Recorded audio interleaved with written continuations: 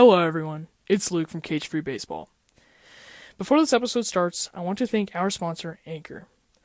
If you haven't heard about Anchor, it's the easiest way to make a podcast, along with being free. What makes it so nice to use is that there's a wide creation of tools that allow you to record and edit your podcast right from your phone or computer. For example, right now I'm recording, publishing, and editing all of my episodes right from my iPhone 8. Without Anchor, Cage Free Baseball would not exist. Anchor will also distribute your podcast for you, so it can be heard on Spotify, Apple Podcast, and many more. You can also make money from your podcast with no minimum listenership, so they really help the little guy, such as Cage Free Baseball. It's everything you need to make your podcast all in one place. If you are interested, make sure you download the free Anchor app or go to anchor.fm to get started. Thank you, Anchor, and let's get straight to the episode.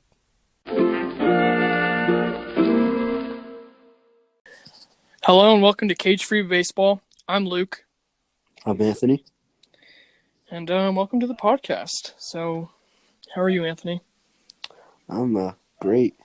That's How good. are you, Luke? I'm fine. I mean, no school for 3 Yes. weeks, so that's kind of nice. Very, very nice. So, yeah. Well, speaking of which, coronavirus has had a pretty large effect on not just baseball, but all sports, you know? For sure. I mean, what? NBA's pushed back, NHL's pushed back. There's no sports on right now, man. It's rough. I know. I think Costco's are literally a war zone. R.I.P. cool. Costco. R.I.P. Costco. toilet paper. No. So, do you follow Sideline Swap on Instagram? I do not. So, it's kind of like an eBay, but for baseball equipment, which we're not sponsored by. But anyways, I just don't want to get in trouble, man. But anyways, they one of their they always post like gloves and stuff like that, like the hottest deals they have. Today they posted one, and it's a Purell hand sanitizer, and their comments that this Purell hand sanitizer is outselling our A2000s, Louisville bats, and anyways, I just thought it was so funny. But Well, how much are they charging for the hand sanitizer? Because, I mean, at stores, it's ridiculous. $20 hand sanitizer is a lot cheaper than a, $300 bat. Yeah, So. that is true, but anyways. I think like online, like on Amazon and stuff, like I think you could get everything still regular price, but who's gonna get it to you? Yeah. I mean, I don't know. But anyways, so Let's move on some baseball here in our baseball podcast. For sure. But so with coronavirus, spring training wrapped up 2 weeks early. The new opening day is pushed back 2 weeks, which means there's a 4-week gap between now and opening day. So Yeah. So And we were talking about this on our own time, but it really makes you question how much is it going to affect these guys as far as injuries and injury preventions go. Because on one hand, you've got teams like the Yankees who, going into opening week, looked like they were going to be without Judge and Stanton, maybe Paxton. But now, they get those extra time to recover and recuperate. But it also comes into effect, how much do these spring training games really affect players' abilities to get ready for a full season and, stay healthy and on the field? And I think with the Yankees, I feel like all their guys are long-term injury right now. Paxton's out for a season. Isn't Paxton out for a season? No, he's not. He had surgery, but he's coming close to. He's close to coming back. Okay, so that's good. But like guys like Severino and Judge are going to be out for a while. I know they're not going to put Judge in because they finally sent him to the doctor, and they said he's only halfway through his recovery process. So they might. But I mean, I think for the Yankees right now, it's a good time to just find the guys that they do need, knowing that their stars are going to be out for a little bit. So, granted, their team is a star, but But you wonder how much do these games really impact? Because you also got to realize, though, you have these stars. They're only playing maybe 4 innings at the most. So is spring training really all that important? Yeah. I think it's just more of getting back at it, Like, granted, these guys are at the clock 24/7, but, I mean, you're right. I mean, someone broke it down. You have your 3 innings for starters in the beginning. You could get some, like, guys through 4 through 6, kind of what the Yankees are looking for, or any team, really. Then your final innings, kind of just more of guys filling the spot. But, I mean, you have a point, though. Like, is this really going to affect these teams that much for their starters, you know? I agree with what you're saying, because, and, I agree with what you said about these guys are around the clock, but live pitching from actual opponents, Yeah. It's a lot different. Yeah, well, is MLB just suspending games, or are they suspending any activity with their team? Because if they can still work with their team, I think they can get live pitching. I assume most operations will be suspended. Okay. But they haven't said that's anything not stopping. about that. That's not stopping guys from still, hitting the cage, getting in the gym. Yeah. It's not like these guys are going to stop. Oh no, they're still going to But, get after it at their $1 million mansions with batting cages in the back already. Right. So. And then but you also have to look at it from the point of view that, well, what opportunities are people losing now? Because a lot of these young guys, this is their time of the year to really show improvement because they are facing more major league level competition than what they would face down in the minors. Mm-hmm. That is, and I think it's more for the minor league guys. They're going to suffer more than anyone else. It's like guys for like anyone really, Soto, Harper, some of the Yankee guys, anyways, Arenado, all these stars. Like they're not concerned about their spot, but I think those like 4 to 6 spring training inning guys, this is their time to really shine, and they're losing it. So I think it hurts them more than anyone else. And in the long run, a little bit of the organization, but I don't think 4 weeks is going to do that much. So I don't think so either. I think the worst part, and I don't know if this is going on in baseball, but I know that for the NBA, most teams are trying to suspend pay. Yeah. Which that I understand. You don't really want to be paying people $15 million for doing nothing. But it makes me question how that would work for spring training because, they're not, how does the paycheck work, I guess what I'm saying? Because usually in games there's incentives and stuff, but... That's a good point. How would that work? I mean, unless you're Christian Yelich laughing in Bobby Bonilla, but pretty other much, than that, I don't... Right. I don't know. But I'm sure all the owners and players and agents all know what they're doing. The players' union is very good at what they do. So, if there are any issues, they will get this figured out. Yeah, for sure. I mean, and like we don't know MLB and really all sporting organizations like NBA and stuff. They haven't released that type of information. All we know is that we can't go see a game. Pretty much, and NBA has been releasing more stuff on why they canceled and the logic behind it. And I'm sure MLB will soon follow suit. But, it's crazy just how quickly everything fell apart. Most people are blaming on NBA canceling or suspending the season, but to me it really started when the Ivy League said no one's gonna we're not gonna have this basketball tournament. Yeah. I think that was the first domino to fall, and everything is just a subsequent result of that. Yeah, for sure. Well, no March Madness. For sure. So. And then, another thing that this suspension of games brings up to me is how are they going to do the season? Are they still going to play the full amount of games? So this is the argument. Suspend it? Are they going to push the season back? Yeah, so this is what I've heard. I know MLB wants to get their full 162 games in the season. Right. Which, who doesn't? More money, but also it's the season. Especially that's what the because of the way MLB schedules work. Yeah. You They're got so long. those 8 months. Exactly. Plus, it's not like NBA or football where you're pretty much playing a new opponent every week, every day. Yeah. You're seeing the same team 3 times. 2 at the least. Yep. And you're playing your league the whole year.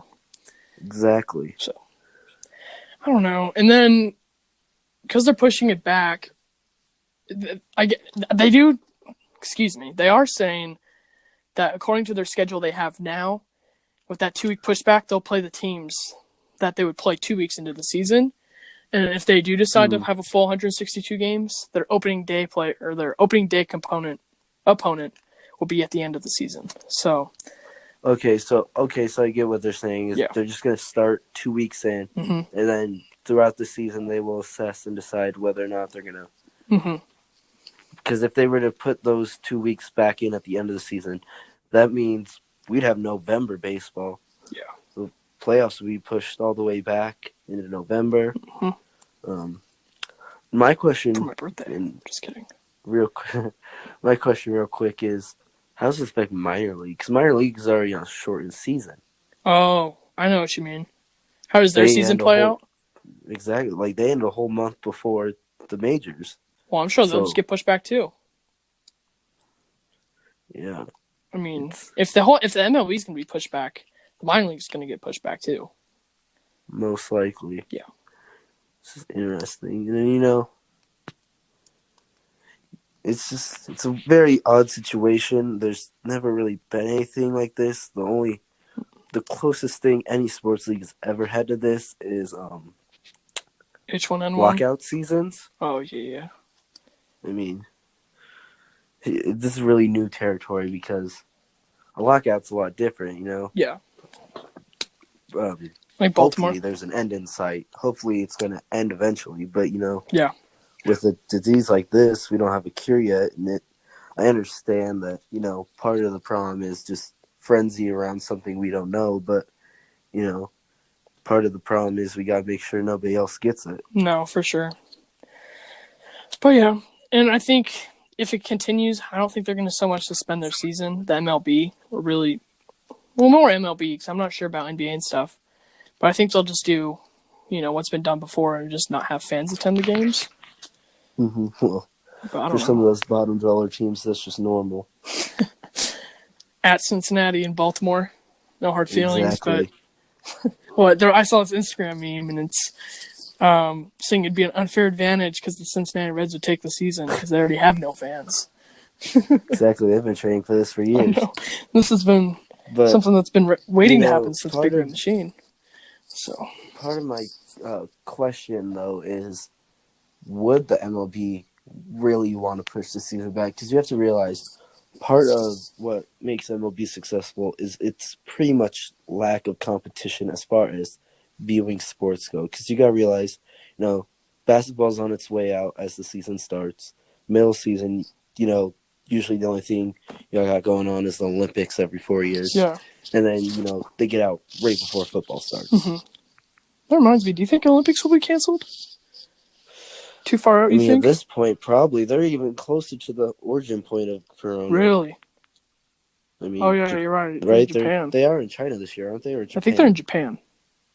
Yeah, I think they're in Japan. So That's true. and there's you see a lot of travel bans going up. And this was supposed to be the first year baseball was back in the Olympics. Yeah, this was going to be the year. 2008. No, sooner. I think 2008 was the last year they had Olympics, Olympic baseball, and then. Mm-hmm. I'm gonna look it up. All right, but it's really just stemmed from complete and utter confusion and chaos. Mm-hmm. And, it's really damage control at this point. I think MLB was lucky enough not to really have, it's unfortunate that the NBA has actual cases inside it, but I think MLB got lucky that they were able to get in. Mm-hmm. You're right. It was Nobody 2008. so far has tested. I thought it was way longer. I didn't know 2008 was the last time. But baseball doesn't care. They have their own Olympics. It's been a while. People forget how 4 years is a long time. 4 years ago, man, 2016, Yeah. a lot of things different. 2016 was a good year, though. It was a very now good we're year. dealing with Cubs won the World coronavirus. Series. Yeah.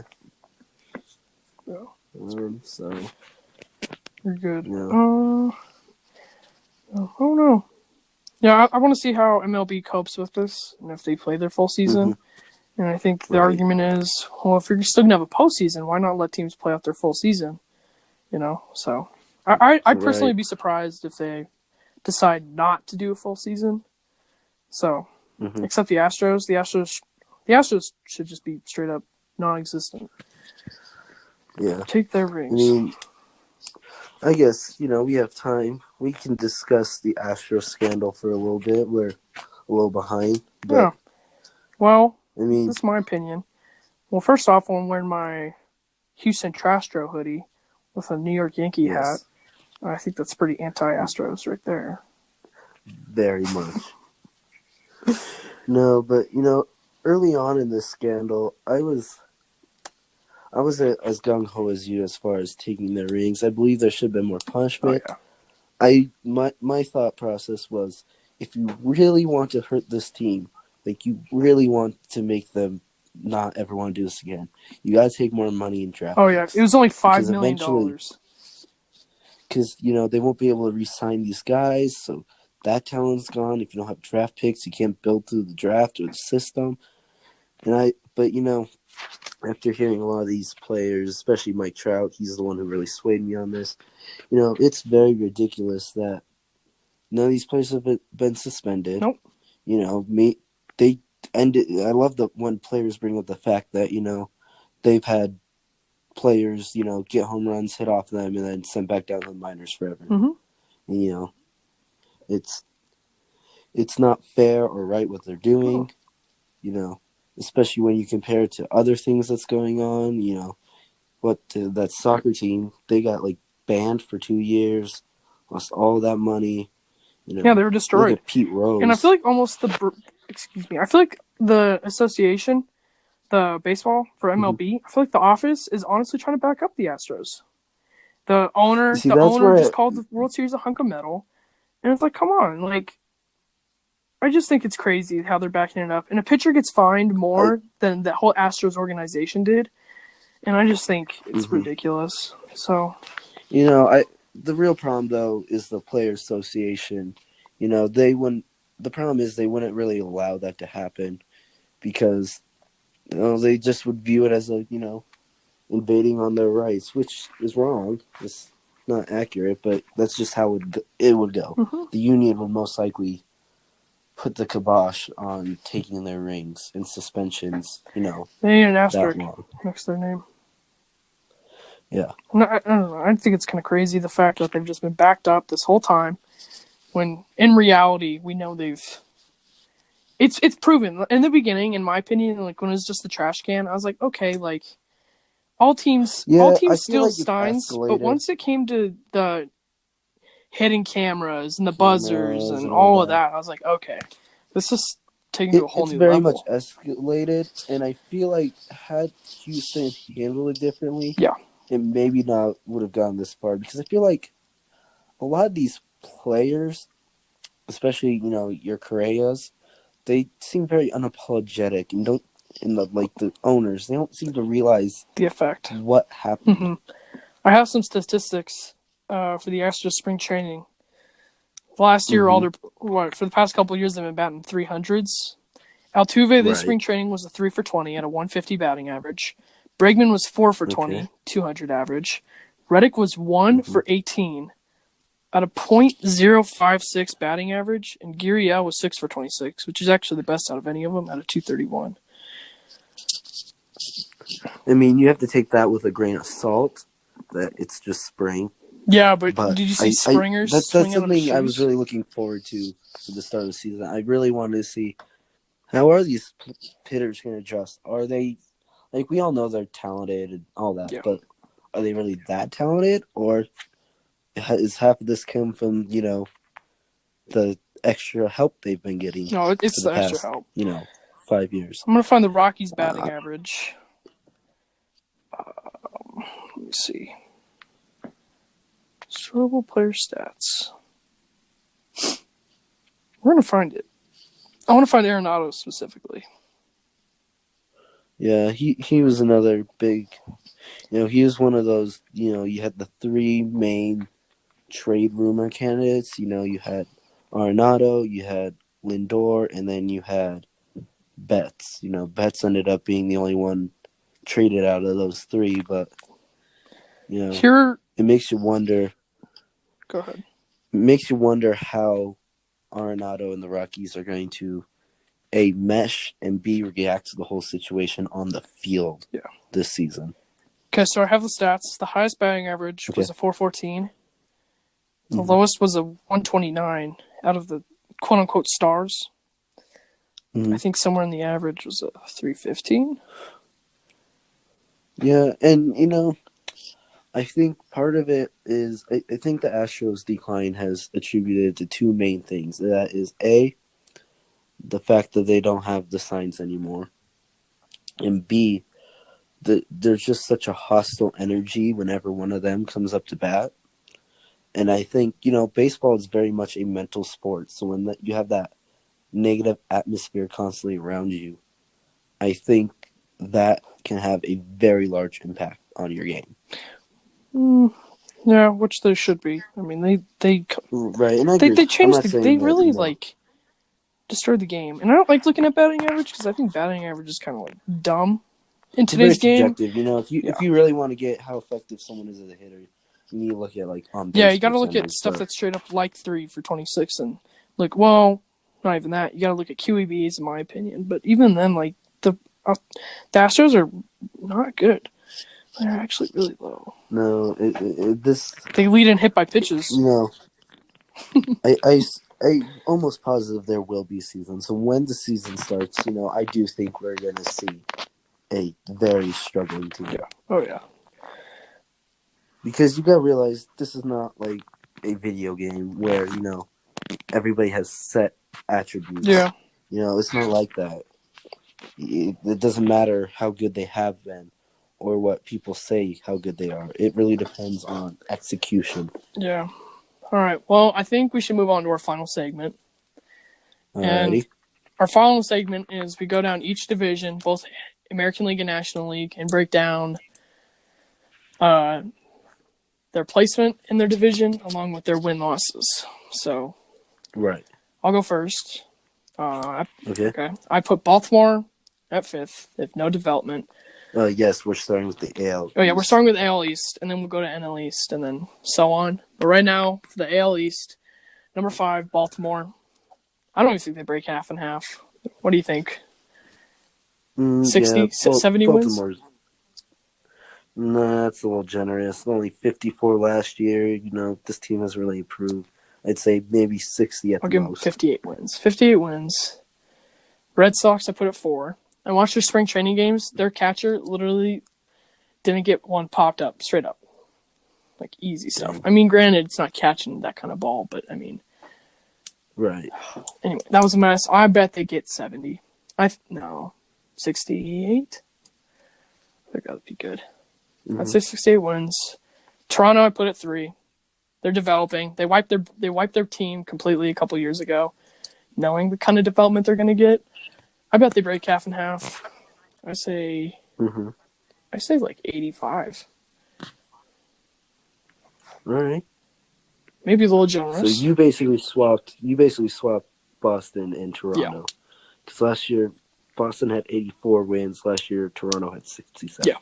I'm going for a full swap. Okay, I like that. Rays, I'm sticking at 92 wins. I feel like they have good development, really good bullpen. And teams really rely on their bullpen, so I'll give that to them. Then I put Yankees at number 1 with 103 wins, consistent. Last year, I think they hit 105. So. All right. Give me a second here. Yeah, I like what you said. But so now we're looking at mine. Mm-hmm. I agree with you. Baltimore is going to be dead last. I do think they've improved a little, so I'm going to give them 60 wins. All right. Right there. Boston, I'm going to have 70 wins. Ooh, okay. Because, they were 84-78 last year, and then they lost one of the greatest players in the game right now, Mookie Betts. Yeah. Just looking at his WAR, it's a 6.8. So there's 7 wins gone right there. Not to mention, you lost David Price. Then Baltimore, I'm gonna put at 85 wins. Can I do what you did? Toronto, swap you mean? them with Toronto, excuse me. Yeah, Toronto, swapping them with Boston. If Baltimore, I feel like they're sorry, but if Baltimore had 85 wins, that would be amazing. I'd hop on that bandwagon. I'd be shocked. I'd get on that bandwagon real quick. But Toronto, they have that really good young infield of all the former players' sons. That Bullshit. pitching rotation, it's okay. Adding Ryu definitely helped, but I'm not a real big fan of that outfield. I think it's kind of a liability. So I think 85 wins, big improvement from last year, above 500, but on their way. Now, my hot take for today is putting the New York Yankees at second in the AL East, the number one wild card with 97 wins, so one more than the Rays last Okay. year. I know this is a really good team on paper. I know they've spent all the big bucks, but when it comes down to it, I feel like this team is going to be hurt a lot. I feel like they're going to go on a cold stretch, and I feel like they're just going to get, stuck just behind who I have at number one in the AL East, and that's the Rays with 101 wins. And, I just feel like this could be the Rays' season to maybe not win, but to, make some noise in the playoffs. I love that lineup they got. Austin Meadows, really great player. You got some good young pieces there. That rotation is really good. Blake Snell, he's a Cy Young candidate pretty much every year. I feel like their management, their front office, is willing to make the moves needed to put themselves in a winning position. So, coming down Midsummer Classic, if they need that player, I feel like they're very willing to pull the trigger and make that push. And then I think they got really good management, like their coaches. I feel the team that started the starting closer tradition, I feel like if you're smart enough to, read into that and learn that, then I think you can make a legitimate And I shot. like that, because if if your opener doesn't do too well, big deal, I feel like a lot of teams, you have Right, your you're already starter in the in. bullpen. Just stick with some of the long relief Yeah, guys a you little have to stick longer, with your starter for like opposed to 4 where innings. It's crazy. exactly, and like I said, I think the Yankees are gonna, maybe go into a slump once or twice, and I think the Rays will be able to take advantage of that. See, I'm going to disagree with that. I think the Yankees, Mm-hmm. if they had some good stars. They had guys like Clint Frazier in the outfield, Brett Gardner. Oh yeah, The thing about the Yankees is I feel like they have some veterans in the game like Brett Gardner, but also leaders. And I feel like, right. Aaron Boone said they're savages, which I agree with. It's not just a couple guys, it's their whole team. They're there to win. They're there to compete. And I feel like guys like I Luke agree with Voigt, that, but oh my gosh, animals, man. mm-hmm. And I agree with that. They all are, very good players, savages, all that. But the problem is when you have very set lineups, like, all right, these are 9, we got some platoon guys behind them. That is whatever. But when they, like last year, and I think they'll do it again this year, when all those guys, get hurt, the Yeah. lineup is just constantly changing and morphing. I don't really think that's enough to get to where they were last year. And I think the Rays are a better team this year with some more experience. I think they'll be able to take advantage of a slump or two by the Yankees I do like G-Man Short. in this season. I do love me that fat little Bro, I Asian love man. him. When he was at the Brewers, he's my favorite. Yeah. I wish I had a jersey for him. Love that guy. Yeah, But he's a very bad first baseman at the Angels, but still a good guy. I don't know. I think it's gonna be a matchup between the Rays and Yankees because you're right. I think they're gonna have a little bit of a cold stretch, a little suffering. But I think it's gonna be a battle of the pitching. Mm-hmm. That's what I think it's gonna come down to. I feel like they're pretty matched in everything else when the Yankees don't have their starters. But when it comes to I'd agree with you on that. Go ahead. I do think it is going to come to pitching, but I'd still rather take Tampa's rotation than this, even not hurt or suspended. I just like the management behind Tampa more than Boone's a great manager and all, but I'd much rather go with Tampa's guy than Boone. That's interesting. Mm-hmm. I feel like Boone's loud and he wants to. I think all managers want to compete, but something about Boone, in my opinion, I think he's ready to take it. He's ready to work with what he has, and he's proven that. And I don't know. I think I'm excited to see. Again, nothing against Boone, no manager, doubt. But I just think I like that rotation more than I like the Yankees. I mean, just looking at it here, you got freaking Cy Young candidates and Blake Snell and Tyler Glasnow.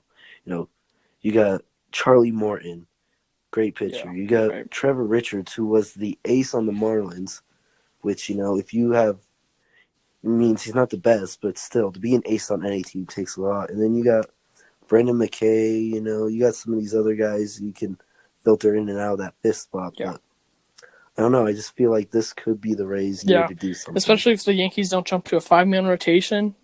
I think that's fair to say.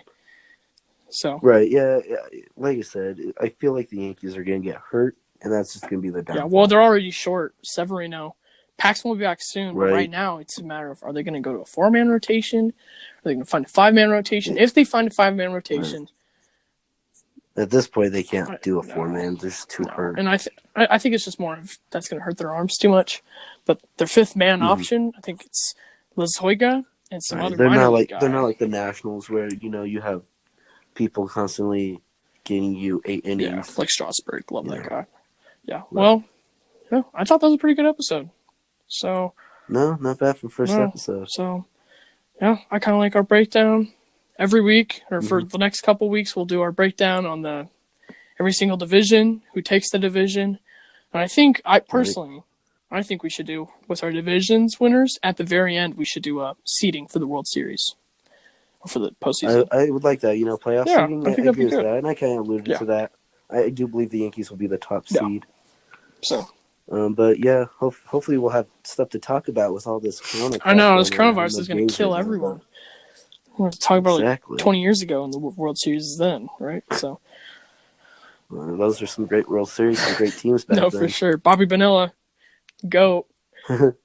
Bartolo going to make a comeback. This man's still getting paid, and he hasn't picked up a bat in 15 years, something like that. I want to see Bartolo make a comeback, though. He's in the Mexican leagues. Oh, he was trying to. I think he was going to be on the Mexican team. Yeah, he is. So. But, we don't know. He's getting old, but he's also a fan favorite, so we'll see.